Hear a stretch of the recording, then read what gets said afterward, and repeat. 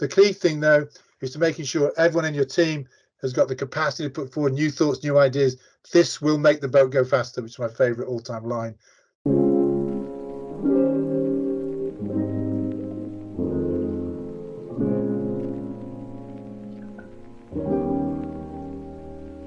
Interesting enough, I read a book recently, and I've got the book with me here by Niall Ferguson. It's a great book, but the key paragraph, and I make no apology for reading it, throughout history, hierarchies housed in high towers have claimed to rule, but the real power has resided in networks in the town square below. It's the networks that innovate, and it's through networks that revolutionary ideas can contagiously spread. So when you think about what Ferguson has said there, what we're basically saying, you know, historically, all the powers in the top of the building, at the top of the organization, and what he's saying, and what I totally believe, what I've kind of learned from my own experience, but the real power is in the shop floor, the workforce, your team, your employees, and it's through those you've got to really listen, and that's where contagious ideas can contagiously spread. So the whole thing about, you know, in terms of workplace, it's really understanding if you're in a leadership position, it's really listening to your team and making sure you really listen. You know, I used to think leadership was all about the guy at the top of the organization or the lady at the top of the organization coming up with all the ideas. I've kind of moved well on for that. What it's become is become a really good listening. And I think the idea of leadership is listening to your team and then really understanding what they're saying to you. And then, you know, if it's going to make sense to actually put these ideas in place, leadership does that. And I find myself on not thinking of good ideas, but actually thinking of, actually, that's a great idea. That makes the boat go faster. I'm going to try and actually do everything I possibly can to make that happen. So, you know, creating a positive change in the workforce doesn't happen just by luck. It's by really engagement of your employees and really making sure they feel engaged and that they can put forward new thoughts, new ideas on a continuous basis. One of my favorite all-time sayings is that this: great teams are made of great individuals. And I repeat that. Great teams are made of great individuals. To be very, very clear, I pride myself on leading high-performing teams in sport and business.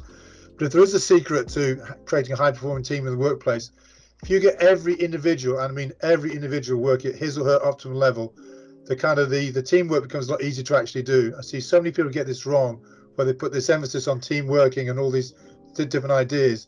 If you get every individual working at their optimal level, really optimal level, and they will actually respond to you, and then the teamwork becomes a lot easier to actually do.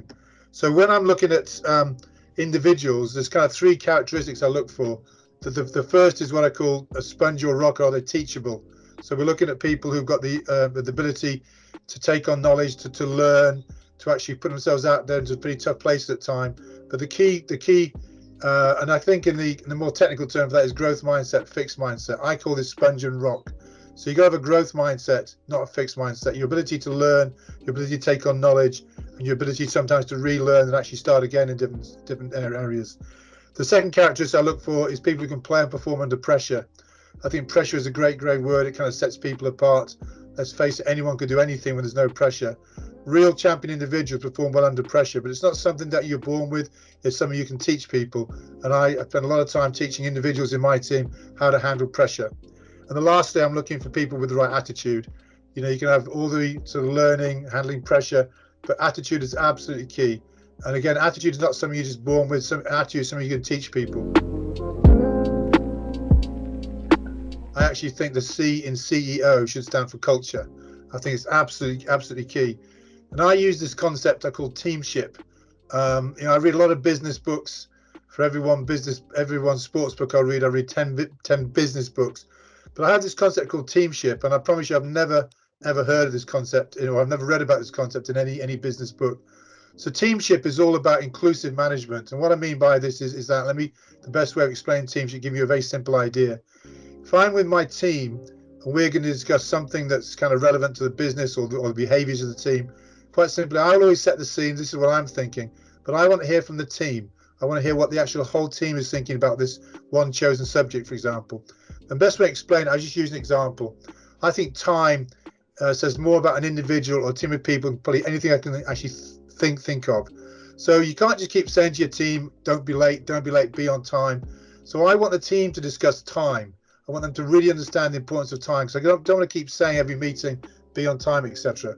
So for example, with the rugby team I coached, I got them to discuss time, and they came back with this concept basically saying, if you're going to call a meeting to start today at 11 o'clock, we'll be in the room 10 minutes early at 10 to 11. So then the most important thing about teamship is the leader is still in full control. They report back to you, this is what we think. Then you can still go yes or no. If you like what they say, you can go yes, and you become what I call a teamship rule. If you don't like what they say, you can actually bat it back and go, no, it doesn't go far enough. So they came back to me, with 10 minutes early. And of course I was going to say yes. And that became one of our first teamship rules. And then you can brand it. We actually call this one Lombardi time, after Vince Lombardi, a very famous American football coach. So I promise you, speak to any player who played for me in those 8-9 years of coaching England, just go Lombardi time, they'll go 10 minutes early. What I'd like to do is to think about this, is if you really want to challenge orthodox thinking, and that's a great word, orthodox. I mean, orthodox thinking is a real curse. If you're just stuck in the way you're actually doing things, you can never create transformational change. So what you're going to always try and do is challenge orthodox thinking. And the one way you can do it is obviously speaking to your team or about what's going on. But what I used to love to do, and I'll give you an example again from the rugby team, but I do this in the various businesses I run today, was what I used to invite to do is invited guests into my environment. When I say invited guests, these are obviously people I know, but they weren't involved in rugby. We had bankers, we had hedge fund managers, we had people working in the pharmaceutical industry, we had headmistress of school, we had police officers. I used to invite them into my environment. And when I say invite them in, I used to come and say, come and spend a day with me, 2 days with me. Hopefully you're going to come into a high-performing environment. But just please sit in the back of the room, keep out of the way. Don't go gaga when Johnny Wilkinson walks in. But here's the deal. You can come and spend a day with me, 2 days with me. I hope you're going to enjoy it because you're going to see a high-performing team.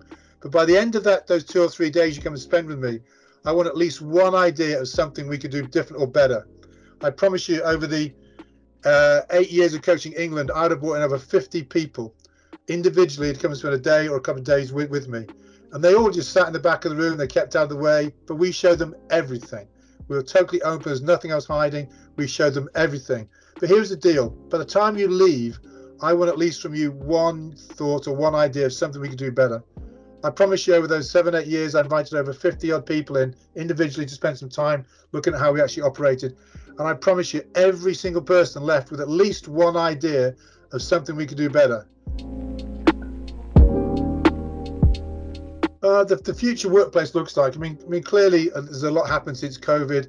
I don't think we'll ever quite go back to the pre-COVID days, but I still think personally, working from home works in certain environments. But I think if you can get your team together on a more regular basis, that is a really strong thing to actually do.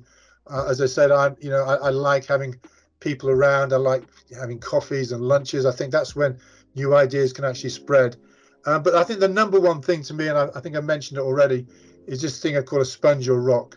You need if people are going to work from home especially, you need them to be sponges, not rocks. What I mean by sponge rock, this is the growth mindset, fixed mindset. This is having a sponge between your ears and not a rock between your ears.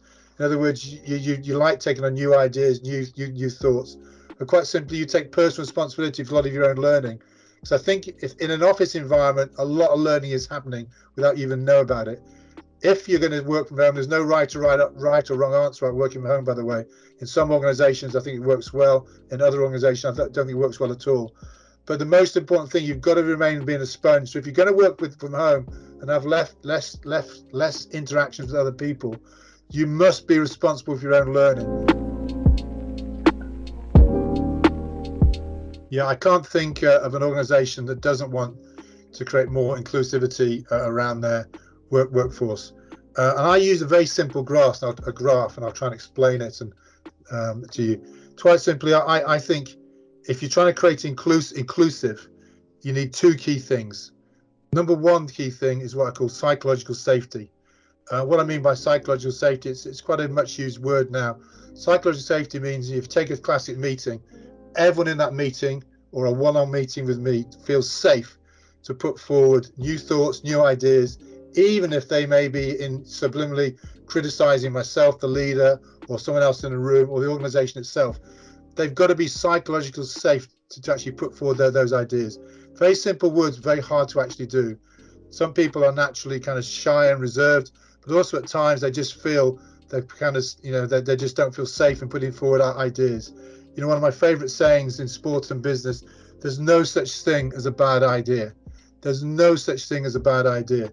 You know, if you've got an idea, I want you on your feet, put your hand up when you're putting forward ideas, but you must feel psychologically safe to do that. And that's what leadership's all about. Then the second thing in terms of creating inclusion is what I call productive challenge. This is what I call about, you know, sometimes my favorite, another one of my sayings is the enemy's not in the room. You know, so many times people just don't feel it's kind of, you know, safe in making challenges to other people. So productive challenge, is nothing wrong with that. In other words, saying, this is what I'm putting, these ideas are coming forward, but you challenge them in a productive way, not a negative way. Have you thought about this? Have you thought about that? Maybe we can build on that. All these great sayings that you create productive challenge. So what I basically have, if you think of a graph, productive challenge on the vertical axis, and then psychological safety on the horizontal. What we're saying, what we're trying to get to is high challenge, high safety. If you get low safety and low challenge, in other words, people don't feel safe making new thoughts and they're not confident about challenging people, you get what I call apathy. We don't want apathy in any organization.